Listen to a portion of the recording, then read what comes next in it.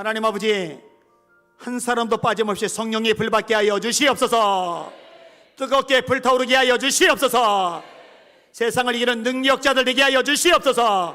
원수마귀가 두려워 떠는 권세자들 되게 하여 주시옵소서. 말씀 들을 때 깨닫게 하여 주시옵소서. 예수님 이름으로 간절히 기도합나이다. 아멘. 기도합시다. 할렐루야. 따라서 하나님, 오늘도 큰 은혜 주세요.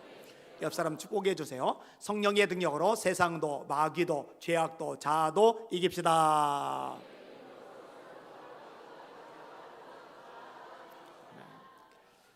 성경적으로 균형 잡힌 신앙을 가진다는 게 만만하지는 않아요. 왜?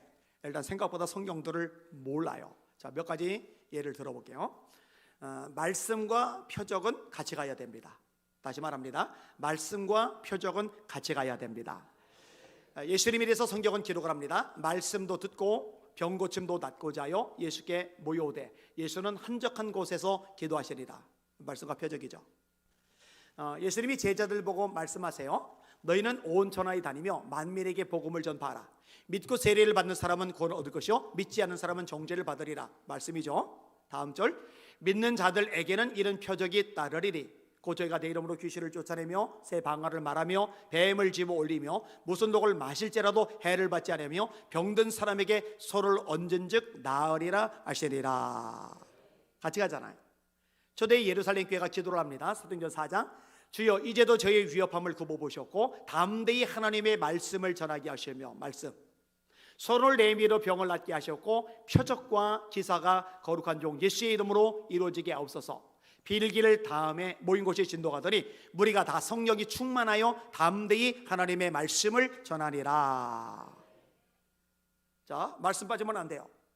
그런데 이 말씀에는 목숨을 걸지 않고 표적만 쫓아다니는 교인들이 한국교회에 많아요. 여러분, 한국교회 교인들이 참 희한한데요, 유난히 예언을 좋아해요. 유난히 은사를 좋아해요. 그래서 누가 예언 기도해 준다 그러면은요 막 쫓아가요. 몰려요. 머리 들이밀고 안수기도 받아요. 예언기도 받아요. 정신 차리셔요. 아무데나 머리 들이밀지 마세요. 네? 저한테 허락받고 확인받고 그리고 가셔요. 그리고 괜히 아무데나 머리 들이밀다가 귀신 받아가지고 그 다음에 저한테 기도해달라고 그러면 안 해줄 거예요. 기도 그냥. 네, 그러지 말라고요. 자, 반대도 문제요. 말씀 당연히 강조를 해야죠. 말씀으로 거듭나잖아요. 너희가 거듭난 것이 썩어질 씨로 된 것이 아니요 썩지 아니할 씨로 된 것이니 하나님의 살아있고 항상 이런 말씀으로 된 것이리라. 여러분, 말씀으로 성장하잖아요. 모든 성경은 하나님의 감독으로 된 것으로 교훈과 책망과 바르게 함과 의로 교육하기에 유익하니 이는 하나님의 사람으로 온전하게 하며 모든 선한 일을 행할 준비를 갖추게 하려 함이리라. 이런 말씀으로 마귀를 이기는 거예요. 성령의 검, 하나님의 말씀을 가져라.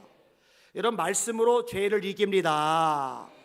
내가 주께 범죄하지 아니하려 하여 주의 말씀을 내 마음에 두었나이다. 청년이 무엇으로 그 행실을 깨끗하게 하리까? 주의 말씀을 따라 삼갈 것이니이다.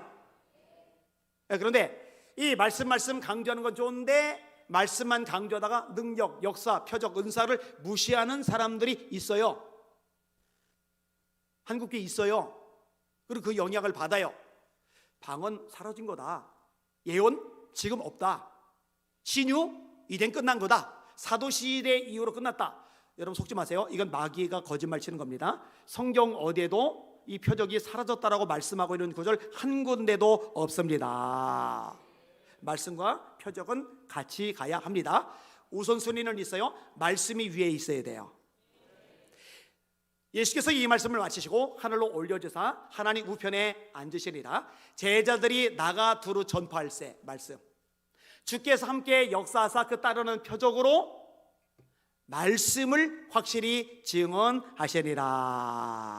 이 표적은 말씀을 보조하는 도구입니다. 이 표적이 말씀보다 앞서면 절대로 안 돼요. 따라합시다. 표적으로 말씀을 증언하시니라. 이게 이제 균형 잡힌 신앙입니다. 자, 그 다음에 복음 전도와 사회 개혁, 이 두 가지는 같이 가야 됩니다. 다시요. 복음 전도와 사회 개혁, 이 두 가지는 같이 가야 됩니다. 여러분 조금 전에 얘기했잖아요. 말씀 전해야죠. 복음 전해야죠.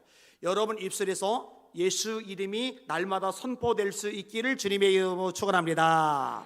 따라합시다. 성전에 있든지 집에 있든지 예수는 그리스도라 말하기와 전도하기를 쉬지 아니하니라. 예수께서 나와 일러 가라사대 이르시되 하늘과 땅의 모든 권세를 내게 주셨으니 그러므로 너희는 가서 모든 족속으로 제자를 삼아 아버지와 아들과 성령의 이름으로 세례를 주고 내가 너에게 분부한 모든 것을 가르쳐 지키게 하라. 여러분 바울은요 이 복음의 열정이 얼마나 뜨거운지요 이렇게까지 말해요. 내가 복음을 전하지 않으면, 다시 말해 전도 안 하면, 내가 선교 안 하면, 내가 복음을 전하지 아니하면 내게 화가 있으리로다. 여러분, 여러분이 구원받은 이유가 뭐예요? 여러분이 존재하는 이유가 뭐예요? 영혼 구원이에요. 여러분 교회가 왜 이 땅에 있어야 되는데요? 전도와 선교를 위해서 있어야 되는 겁니다. 전도하지 않는 교회는 교회 아니에요. 선교하지 않는 교회는 교회가 아니에요.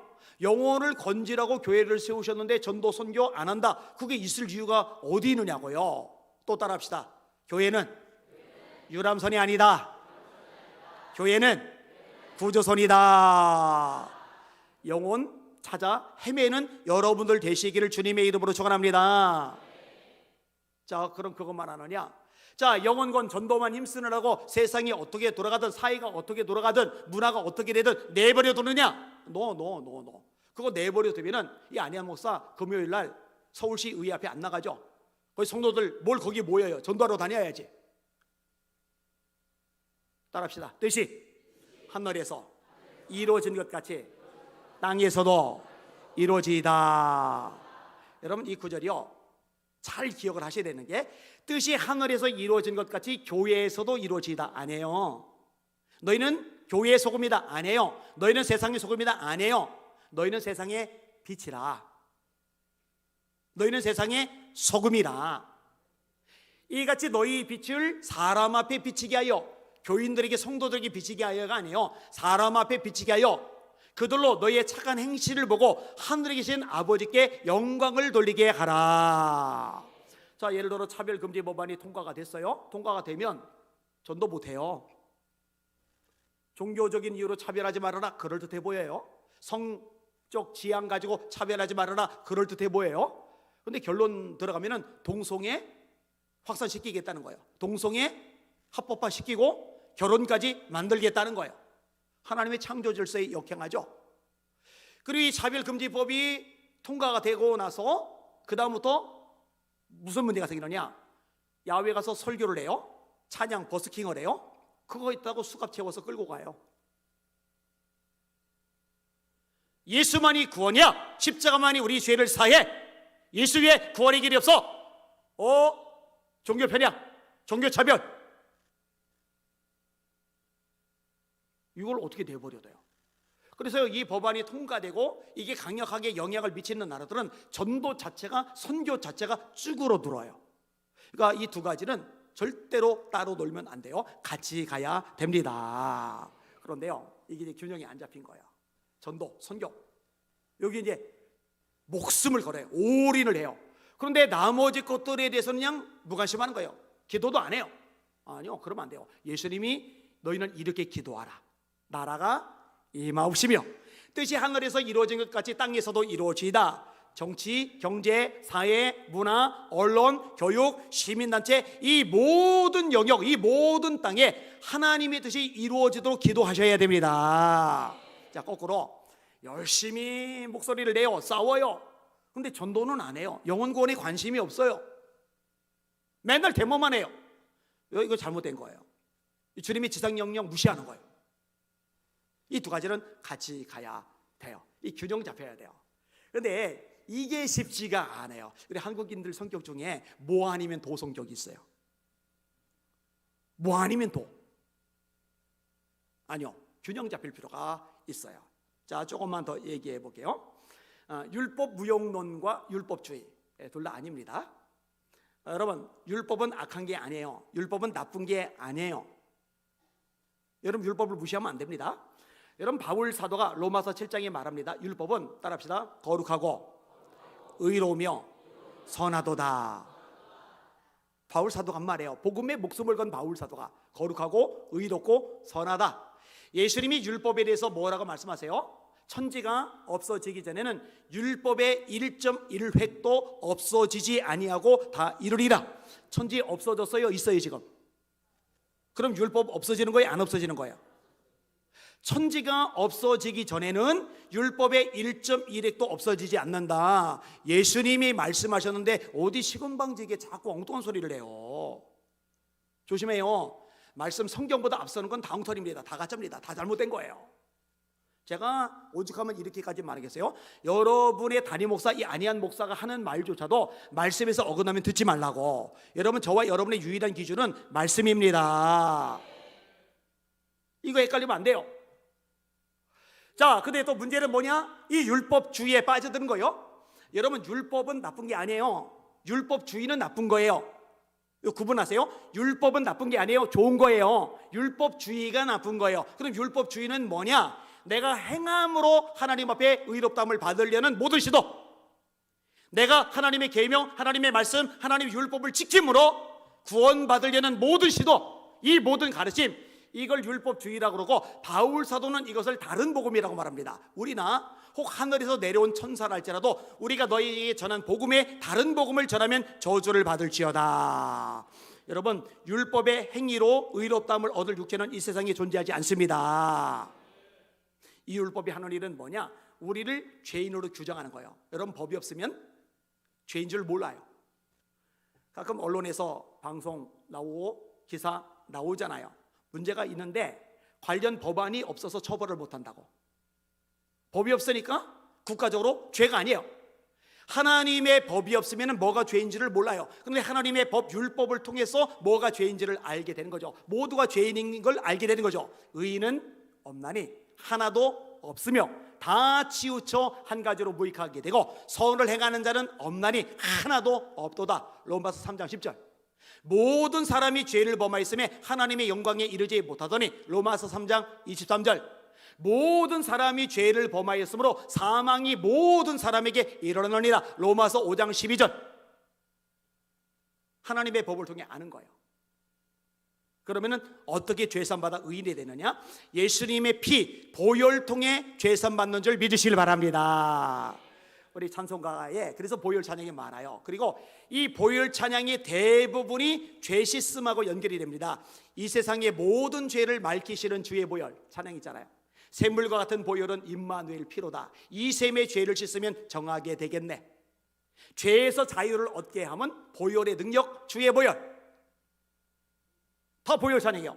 예수 십자가에 흘린 피로써 그대는 씻겨 있는가? 더러운 죄 희게 하는 능력을 그대는 참어 의지하는가? 회개하는 능력이 아니에요. 성도를 부를 때 가끔 더러운 죄 회개하는 능력을 이렇게 보는데 아니에요. 더러운 죄 희게 하는 능력을 뭐가? 보혈이. 그래서 CCM에도 보혈을 지나 아버지 품으로, 보혈을 지나 하나님 품으로 한 걸음씩 나갑니다. 예수 십자가의 피만이 저와 여러분의 모든 죄를 사하시는 줄 믿으시길 바랍니다. 자, 그럼 우리가 율법을 지키는 이유는 뭐냐? 하나님의 법을 따르는 이유는 뭐냐? 구원받기 위해서, 의롭다함을 받기 위해서 율법을 지키는 게 아니라 예수의 피로 구원받아 하나님의 아들과 딸이 되었어요. 나를 위해 피 흘리신 예수님이 너무 고마워요. 주님을 사랑해요. 하나님을 사랑해요. 사랑하기 때문에 하나님을 기쁘시게 하기 위해서 하나님의 법을 지키는 것입니다. 요한복음 14장 21절. 나의 계명을 가지고 지키는 자라야 나를 사랑하는 자리. 나를 사랑하는 자는 나의 아버지께 사랑을 받을 것이요 나도 그를 사랑하여 그에게 나를 나타내리라. 사실 지금 짧게 설명했지만 굉장히 중요한 얘기들을 여러분에게 전한 거예요. 자, 오늘 본문 이제 다룰 건데, 오늘 설교 주제 다룰 건데, 목회자에 대해서도 마찬가지예요. 목회자를 대하는 것에 있어서요, 균형 잡힌 자세, 성경적인 자세가 있어야 돼요. 자, 일단 성경에서 명확히 말합니다. 목회자는 꼭 필요해요. 자, 에베소 4장 11절 12절 다 같이 시작. 그가 어떤 사람은 사도로, 어떤 사람은 선지자로, 어떤 사람은 복음 전한 자로, 어떤 사람은 목사와 교사로 삼으셨으니 이는 성도를 온전하게 하여 봉사의 일을 하게 하며 그리스도의 몸을 세우게 하려 하십니다. 자, 사도로 세우시고 목회자로 세우시고 교사로 세우시고 누가 세우셨답니까? 주님이. 그가는 예수님을 말하는 거예요. 예수님이 세우신 거예요. 예수님이. 성경적인 거 인정을 해야 돼요. 주님이. 여러분, 목회자가 필요 없다면 왜 세워요? 뭐로 세워요? 세울 필요 없는 거예요. 여러분, 사도행전 1장 24절에 가룟 유다 대신에 한 명을 더 세우죠. 마띠아. 이 마띠아를 세울 때 기도를 해요. 그들이 기도하여 이르되 무사람의 마음을 아시는 주요, 이 두 사람 중에 누가 주님께 택하신 바 되어 봉사와 및 사도의 직무를 대신할 자인지를 보이시옵소서. 주님께서 보여주세요. 주님께서 알려주세요. 주님이 세우시는 주체가 되시는 거예요. 자, 사도행전 2장에 초대교회의 모습이 나와요. 모든 교회의 모델이죠. 그래서 초대교회로 돌아가자. 초대교회 같은 교회를 모든 교회들이 꿈을 꿔요. 거기 보니까 기도해요. 떡을 떼요. 날마다 성전에 모이기를 힘써요. 여러분, 날마다 성전에 모이기를 힘쓰셔야 돼요. 초대교회처럼 되려면. 그 다음에 구제가 얼마나 활성화되는지 몰라요. 그런데 이 모든 것들 앞에 딱 한 가지의 연결이 돼요. 여기에 나머리가 다 걸리는 거예요. 따라합시다. 사도의 가르침을 받아. 목회자가 하나님의 말씀을 집중적으로 가르치는 거, 여기에 걸리는 거예요. 자, 성도들이 마음껏 나가 전도를 해요. 그 중에 스데반도 나가서 전도를 하는데 능력이 막 나타나는 거예요. 빌립이 나가서 전도하는데 막 역사가 일어나는 거예요. 와, 이 빌립 지사님은요, 도시를 뒤집어놔요. 도시 대복을 일으켜요. 이렇게 성경에 기록합니다. 빌립이 사마리아 성에 내려가 그리스도를 백성에게 전파하니 무리가 빌립의 말도 듣고 행하는 표적도 보고 한 마음으로 그가 하는 말을 따르더라. 많은 사람에게 붙었던 더러운 귀신들이 크게 소리를 지르고 나가며 부러워요. 여러분, 우리 예수비전교회 집사님들도 귀신 들린 사람, 귀신아 나가라 그러면은 귀신이 소리 지르고 나갈 수 있기를 축원합니다. 얻어 터지면 안 돼요. 제사장 스게와의 일곱 아들이 바울이 전파하는 예수의 이름을 빙자하여 명령한다. 귀신아 나가라 했더니 귀신 들린 사람이 두들겨 팼어요. 우리 집사님들 귀신 들린 사람 기도해 준다 갔다가 눈탱이 밤탱이 쳐서 돌아오면은 저한테 한 소리 들을 거예요. 귀신이 나가야 돼요. 이 자신들이 없으니까 아멘이 조그만 거예요. 이게 더러운 귀신들이 크게 소리를 지르며 나가고 얼마나 역사가 많이 일어나는지 몰라요. 자, 그런데 어떤 일이 발생을 하느냐. 그 이후에 이 지역의 사마리아 지역에 사도들이 가는 거예요. 목회자가 가는 거예요. 베드로와 요한입니다. 그들이 내려가서 그들을 위하여 성령 받기를 기도하니 이는 아직 한 사람에게도 성령 내리신 일이 없고. 이상하죠? 빌립이 그렇게 엄청난 역사를 이뤄서 수많은 사람이 예수 믿겠다고 해서 대단한 부흥이 일어났는데 한 사람에게도 성령 내리신 일이 없어요. 근데 베드로와 요한이 가서, 베드로 요한은 거기 가질 않았잖아요. 빌립이 다 했어요. 근데 베드로와 요한이 가서 기도를 해주니까 그제야 성령이 막 임하는 거예요. 사도행전에 왜 이런 식의 이야기들이 반복적으로 나올까? 하나님이 세우신 영적인 질서와 영적인 권위에 대해서 명확하게 언급을 해주고 계시는 거예요. 자, 핍박이 일어났어요. 흩어졌어요. 근데 도망자가 된 성도들이요, 얼마나 대단한지 전도를 해요. 주의 소리 함께 하심에 허다한 무리가 믿고 죽게 더하더라. 와, 대단해요. 야, 목회자 없어도 되네. 목회자가 없는데도 우리끼리 교회가 막 부흥하네. 안디옥에 큰 교회가 돼버렸어요. 목회자도 없는데. 그러면 놔두느냐? 자기들끼리 하느냐? 아니요. 여기에 누가 가요? 바나바가 가요. 목회자가 가서 말씀을 집중적으로 가르쳐요. 이 바나바가 가만히 보니까 바울이 사람들에게 인정을 못 받아요. 바울이 설교할 기회가 없어요. 이 바울을 사람들이 여전히 무서워해요. 왜냐? 워낙 악명이 높았던 사람이라 사역을 할 수가 없는 거예요. 이 바나바가 바울을 데리러 가요.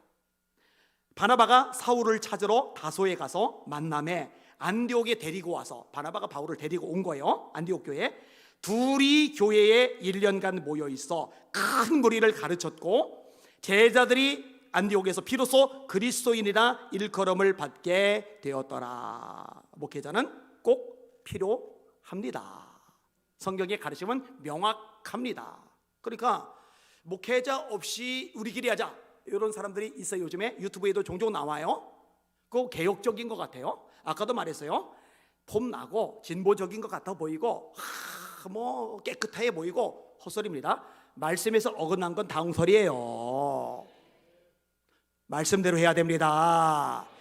내 천국께서 심으시지 않는 것마다 뿌리가 뽑힐 거라고 예수님이 말씀하셨어요. 말세의 징조 뭐예요? 때가 이르리니 사람들이 바른 교훈을 받지 아니하며 그 귀가 가려워서 자기 사육을 따를 스승을 많이 두고 또 그 귀를 진리에서 돌이켜 말씀에서 돌이켜 허탄한 이야기를 따르리라.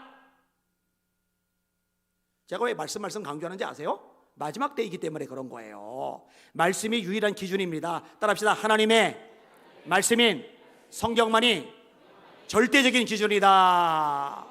헷갈리지 마시기를 주님의 이름으로 축원합니다. 이 말씀이 목회자를 명확하게 얘기를 해요.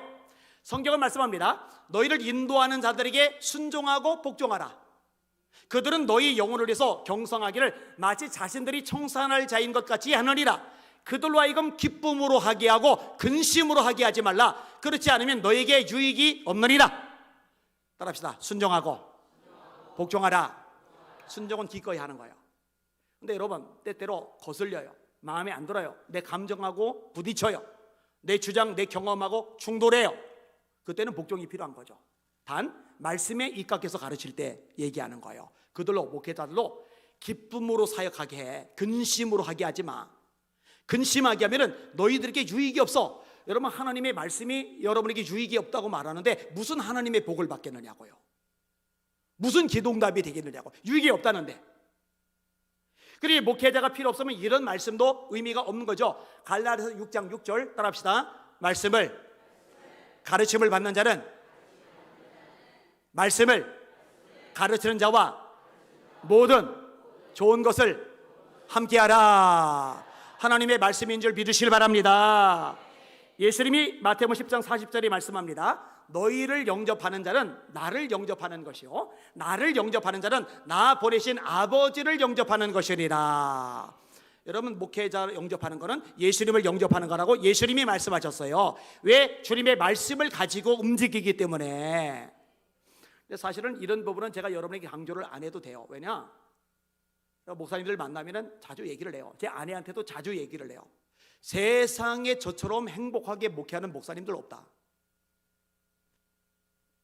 우리 교회 성도님들처럼 저를 좋아해주는, 담임 목사를 좋아해주는 성도들이 세상에 어디 있을까? 이런 생각이 들 만큼 진짜로 너무너무 잘하니까. 윤 집사님 어머니께서 돌아가셨잖아요. 돌아가시기 이틀 전쯤에 전화가 왔어요. 전화 받았더니 통곡을 하세요. 당황해요. 가슴이 철렁해요. 전화가 왔을 때 운다든지 아니면 목소리가 푹 가라앉아 있다든지 그럼 가슴이 철렁해요. 그러니까 큰일 아니면 목소리 쌩쌩하게 통화를 하세요. 예? 괜히 가슴 철렁하게 만들지 말고. 어쩔 수 없어요. 어쩔 수 없어요. 예.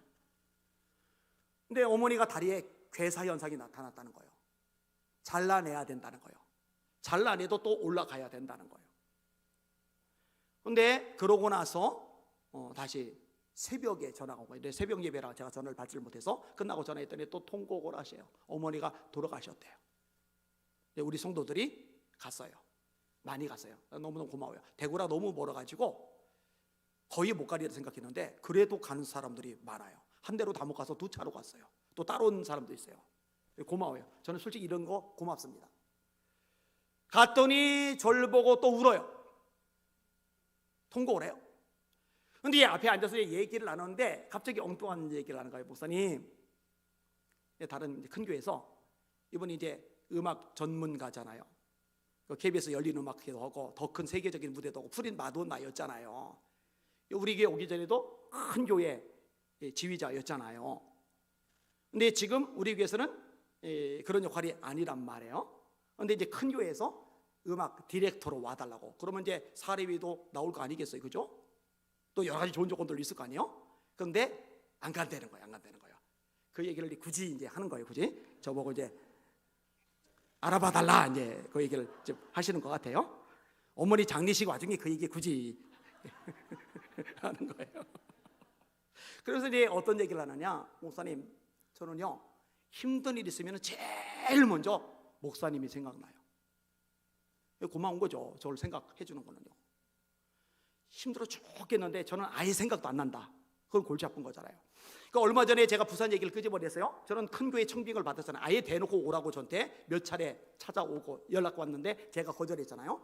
저는 뭐 큰 교회 가면 뭐 사립이 많이 받으니 퇴직금 많이 받으니 뭐 이런저런 활동하는데 힘 실어주니 그거 저 관심 없어요. 딱 잘라 이제 거절을 하고, 대신에 이제 부산 쪽은 관심이 있었어요.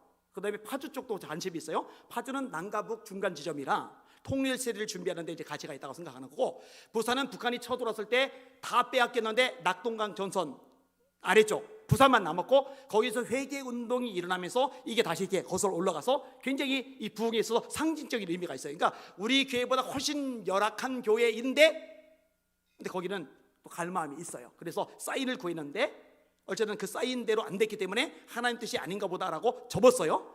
근데 요 얘기를 끄집어냈어요. 간다고 한 것도 아니에요. 갈 뻔했다고 한 거예요.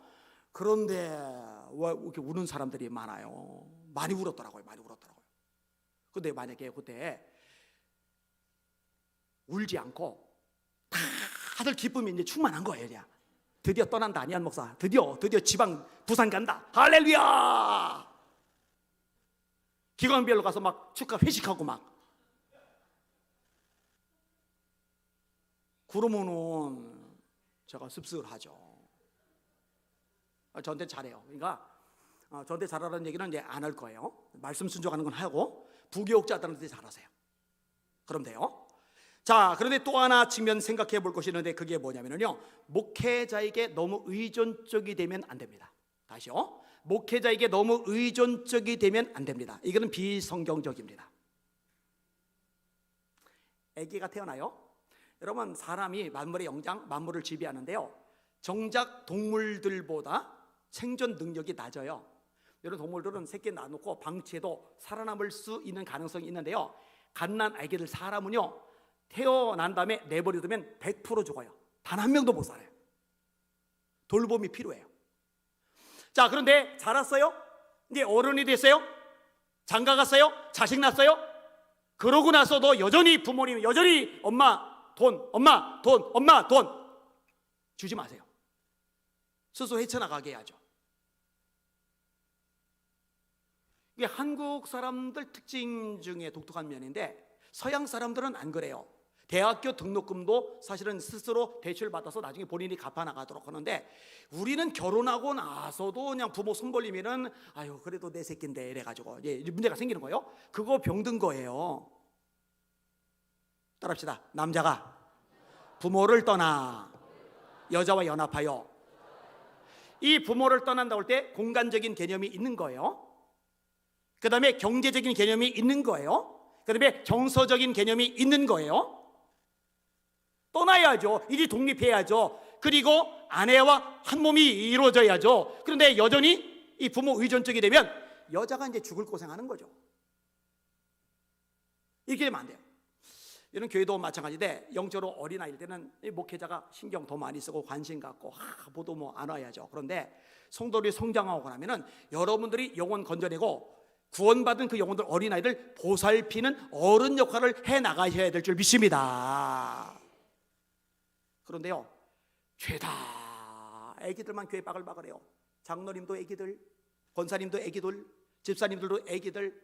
그래서 애기들 젖꼭지 물려줘야 울음을 그치는 거예요. 기저귀 갈아줘야 울음을 그치는 거예요. 맨날 자기 신경 써달라고, 아유 우리 목사님 너무 바쁘셔서 나한테 관심이 없어, 요즘 나한테 신경을 잘 안 쓰셔. 언제까지 그거 할 건데요? 언제까지 그 어리석은 짓 할 건데요? 아까 얘기했죠, 안디옥 교회 사도들은 예루살렘에 다 남고 교인들만 다 도망을 갔어요. 그들이 모여서 교회를 형성을 했어요. 그들이 야 우리 목회자도 없어, 이제 우리 길이야, 어떻게 신앙생활하지? 큰일 났어. 발 동동동 구르면서 너 전도해, 교회를 세워요. 할렐루야. 이렇게 성장의 가시기를 예수님의 이름으로 축원합니다. 그렇게 돼야 돼요. 그러니까 담임 목사를 존경하고 인정하고 사랑해주고 아껴주고 가르침 받는 거 다 좋은데 너무 의존적이 되는 건 안 돼요. 새신자들은 이해하는데 기존 신자들은 그렇게 되면 안 되는 거예요. 제가 이제 안식일을 가잖아요. 이런 걸 좀 가르칠 필요가 있다고 판단을 했어요.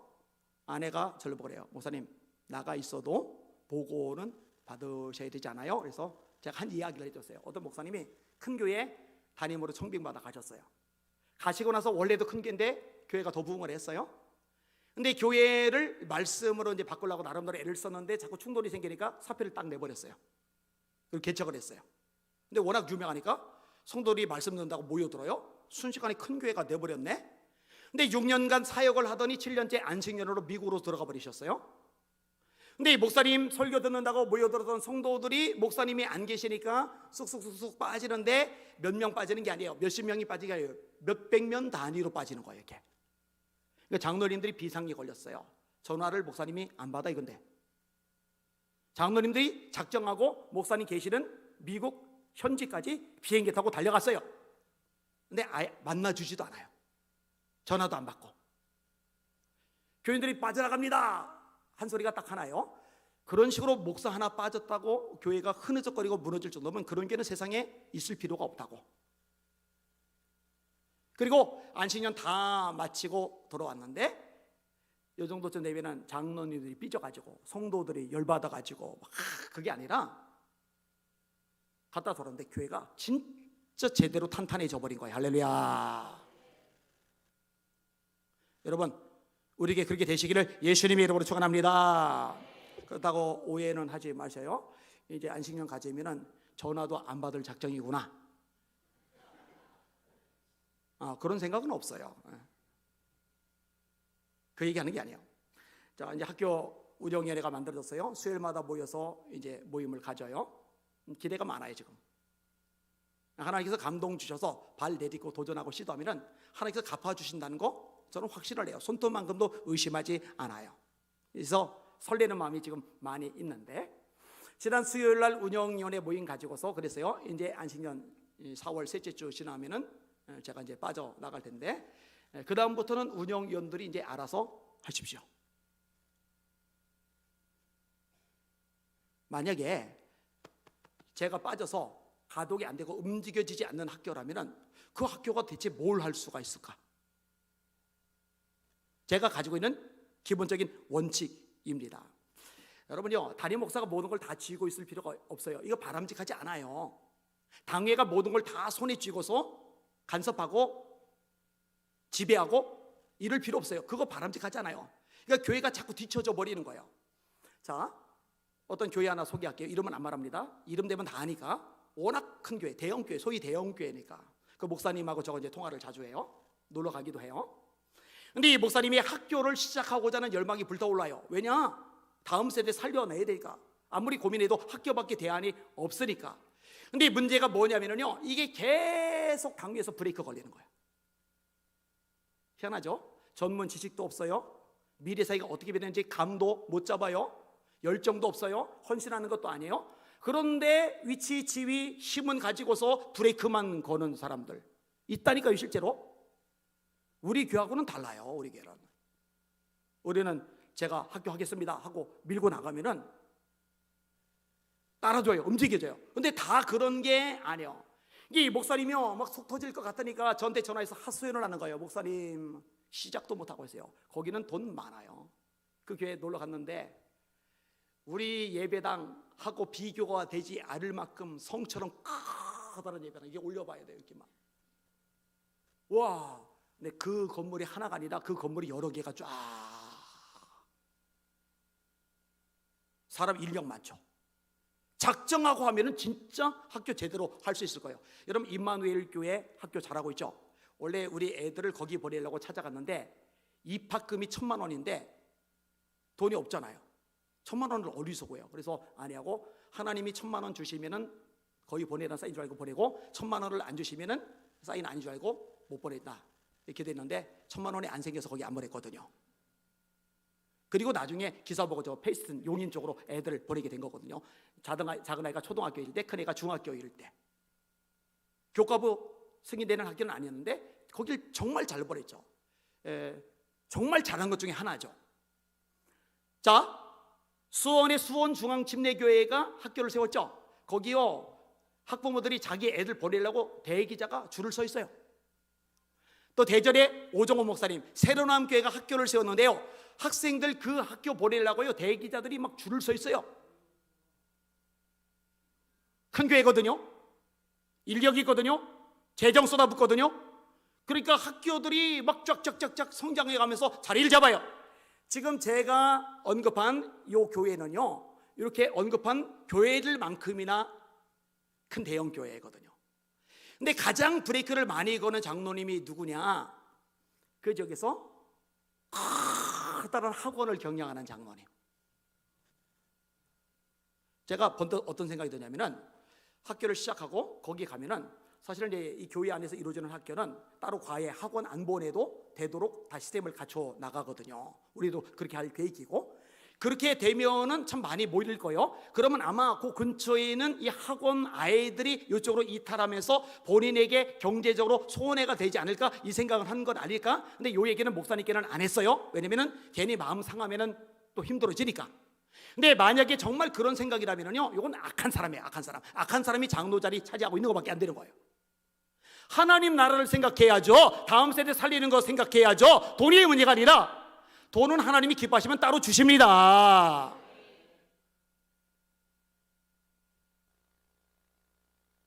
아무튼 자, 이렇게 돌아가야 돼요. 지난번에 우리 김소원 장로님, 연창호 권사님, 곽철희 집사님 이렇게 등등 해가지고 김천 능치교회 가가지고 이제 의료 선교를 했잖아요, 그죠? 거기 가기 전에 전때 결제받고 허락받고 안 했어요. 그럼 제가 뭐 교회가 질서가 없어, 담임 목사한테 말도 없고 허락도 안 받고 이 지들 멋대로 움직이고, 손톱만큼도 그 생각 안 했어요. 제가요, 그 얘기 듣자마자 기뻐가지고 너무너무 감사해가지고, 여러분 스테반이 허락받고 나갑니까? 빌립이 허락받고 나갑니까? 우리 교회에서 기관별로 뭐 새가족부도 그렇고 전도부도 그렇고 뭔가 하겠다고 그랬을 때요, 제가 거의 댓글 건 적이 없어요. 해보세요, 좋네요. 해보세요, 좋네요. 해보세요, 좋네요. 담임 목사 모든 감독하에서 세세하게 이루어지는 교회는요, 건강한 교회가 있고 병든 교회고, 성경적인 교회가 있고 비성경적인 교회입니다. 성도들이 성장해서 자유롭게 흩어져 마음껏 사역하는 예수 비전 성교회 되기를 주님의 이름으로 축원합니다. 그게 건강한 교회인 거예요. 자, 안디옥 교회 얘기 결론적으로 얘기하고 마칠게요. 계속 지금 얘기 나왔잖아요. 자, 뭐였어요? 바울과 바나가 목회를 했어요. 그런데 성령께서 느닷없이 따로 세우래요. 자, 1절 2를 잠깐 보세요. 같이 읽을게요. 시작. 안디옥 교회에 선지자들과 교사들이 있으니 곧 바나바와 니게르라는 시몬과 구레네 사람 루기오와 분봉왕 헤롯의 전동생 마나인과 미 사울이라. 주를 섬겨 금식할 때에 성령이 이르시되 내가 불러 시키는 일을 위하여 바나바와 사울을 따로 세우라. 어떻게 해요? 3절에 시작. 이에 금식하며 기도하고 두 사람에게 안수하여 보내리라. 질문. 안디옥 교회가 한 30년 40년 된 전통이 있는 교회입니까? 아니면 신생교회입니까? 신생교회. 그러면은 이 안디옥 교회 교인들도 꽤 있는데 바울과 바나바 목회자 말고 다른 목회자들이 더 있어요? 바울과 바나바가 유일한 목회자예요? 유일하죠. 그러면 이것 때문에 고민합니까? 회의합니까? 이것 때문에 걱정합니까? 신경 씁니까? 아니요. 성령께서 감동하시니까 그냥 딱 보내요. 두 사람 다. 그러니까 이 두 사람이 나가서 몇 년이고 돌아다니면서 말씀을 전해요. 그리고 돌아와요. 그리고 목회를 해요. 또 다시 나가요. 한참 돌아다니다가 돌아와서 다시 목회를 해요. 세 번째 또 나가서 돌아다니다가 목회를 해요. 다시 돌아와서. 그 다음에 네 번째 나가서는 로마로 가죠. 그리고 네로에 의해서 순교를 하게 죽어버리죠. 그럼 안디옥 교회는 몰락하느냐? 아니요. 가장 강력한 교회, 초대 예루살렘 교회, 안디옥 교회. 갑자기 광주 안디옥 교회 할 뻔했어요. 이름이 익숙해가지고 안디옥 교회. 그러니까 목회자가 너무너무 중요하지만 꼭 필요하지만 거기에 의존이 되어 있는 성도들이 아닌 거예요. 여러분 그렇게 성장하시는 멋진 성도들 되시기를 예수님의 이름으로 축원합니다. 그렇게 돼야 돼요. 어쨌든 뭐 하나씩 하나님의 말씀대로 교회가 세워져 가고 있으니까 감사하게 생각을 합니다. 자, 마지막 제목만 따라해 봅시다. 목회자, 의존, 신앙에서 벗어나라. 벗어나시기를 예수님의 이름으로 축원합니다.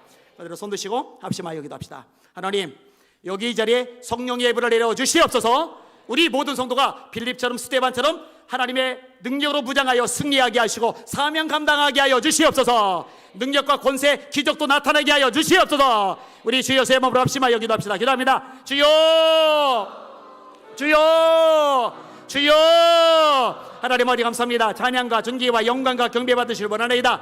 하나님의 말씀에 입각해서 교회를 세워가려고 발버둥을 치고 있습니다.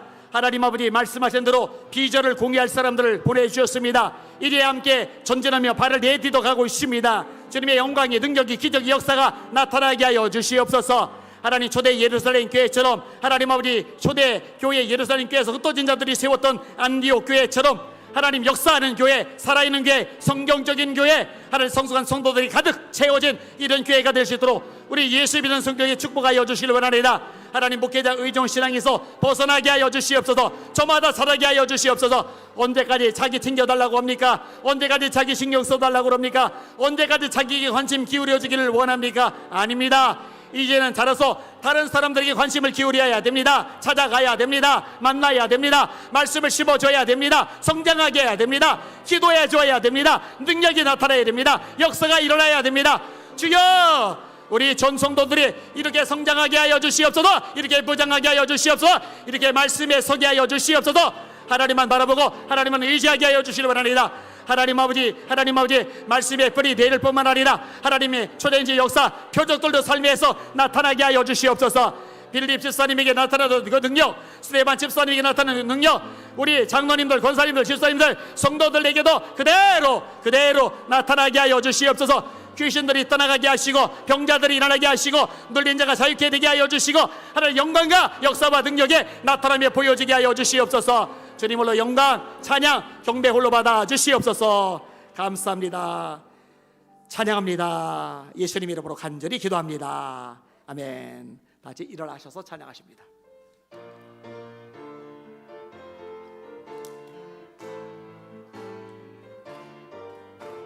무릎 꿇고 엎드려서 7번을 기도하니 하늘 문이 다 열리고 마른 땅에 비가 왔네. 모든 백성 죽을 상황 금식하며 기도하니 대적들이 다 망하고 구원 역사 일어났네. 기도 없이 이는 살 수 없는 오랜 주의 백성이니 엘리야처럼 기도하자. 저럼 기도해. 이미 응답받은 줄로 믿고 기도하자. 병약해도 기도하고 번거해도 기도하라. 낙심와도 기도하고 절망 중에도 기도해. 쉬지 말고 기도하라. 주 안에서 간구하라. 주가 필히 응답하시리. 할렐루야. 주님께 영광. 기도 없이는 살 수 없는 오랜 주의 백성이니 예수님처럼 기도하자. 하나님 영광을 위해 이미 응답받은 줄로 믿고 기도하자. 기도 없이 일은 살 수 없는 오랜 주의 백성이니 엘리야처럼 기도하자. 에스더처럼 기도해. 이미 응답받은 줄로 믿고 기도하자. 기도 없이 일은 살 수 없는 오랜 주의 백성이니 아멘. 예수님처럼 기도하자. 하나님 영광을 위해 이미 응답받은 줄로 믿고 기도하자. 할렐루야. 하나님 아버지, 우리 예수 믿는 교회 성도들 어린아이 하나도 깨시고 다 무장한 용사들 되게 하여 주시옵소서. 나가 말씀 전하게 하여 주시옵소서. 병자가 고침받게 하여 주시옵소서. 귀신들이 소리 지르며 떠나가게 하여 주시옵소서. 영권이는 주의 종들 다 되게 하여 주시옵소서. 이제는 우리 주 예수 그리스도의 크신 은혜와 하나님 아버지의 무한하신 사랑과 성령님의 이루교통 감화하심의 역사가 우리 사는 성도들 머리 위에 그 인생 미래 하는 일들 위에 이 조국 대한민국과 교회들 위에 북한의 불쌍한 동포들 위에 강나라에 터져 말씀드리는 선교사님들 머리 위에 아직 돌아오지 않은 홍성원 청년 위에 지금부터 영원토록 함께 하시기를 간절히 축원하옵나이다. 아멘.